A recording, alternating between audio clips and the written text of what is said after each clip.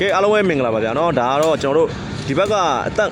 50ကျော်ထိုင်းဖူးကြီးကကြက်ပြန်ဗျာတစ်လုံးလဲနော်ဟိုဘက်ကကျွန်တော်မြန်မာကတော့6ချက်ထိမ်းမှကြော်ရမယ်ဗျာနော်ပွဲရတော့နော်ကျွန်တော်တို့ပွဲရတော့နော်ကျွန်တော်မြန်မာထိုးထားတယ်ဗျာနော်ကြက်ပြန်ထဲပြီးကဲ6ချက်ထိမ်းရမယ်ဗျာနော်6ချက်ထိမ်းမှထည့်လို့ရမယ်ဗျာနော်ထည့်ထားကြပြီကောင်းလိုက်တာဗျာကျွန်တော်တို့ပွဲဆက်မှားသွားတယ်ဗျာနော်ကျွန်တော်တို့မကတော့6မှတ်တမဖြစ်သွားပြီကြက်ပြန်ထည့်ရတယ်ထဲပြီဟာကောင်းလိုက်တာဗျာဟိုဘက်တော့ကျွန်တော်တို့နော်အိုးဟို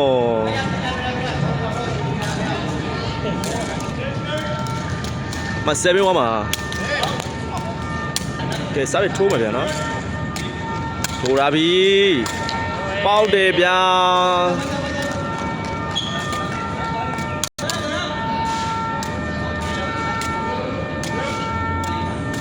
ထိုးလာပြန်ပြီဒီမှာထိန်းထားမယ်3 4 5 6ကောင်းလိုက်တာဗျာထိုးလာပြန်ပြီဝီးတယ်ဗျာနော်ထိုးလာပြီထိန်းထားတယ်2 3 4 5 6ကောင်းတယ်ဗျာ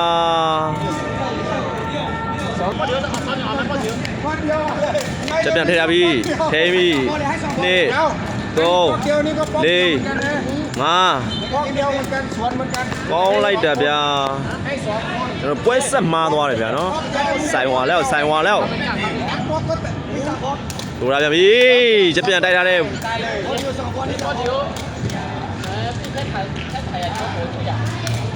ဟေးကောင်းတယ်ဗျာထည့်တယ်ပြီ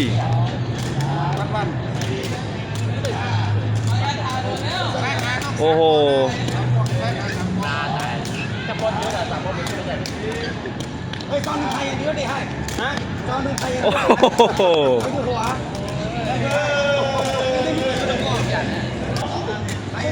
ထိုးလာပြန်ပြီကြက်ပြန်တိုက်ထားပြီတိုင်ပိုးကြီးထိန်းထားပြီမြန်မာ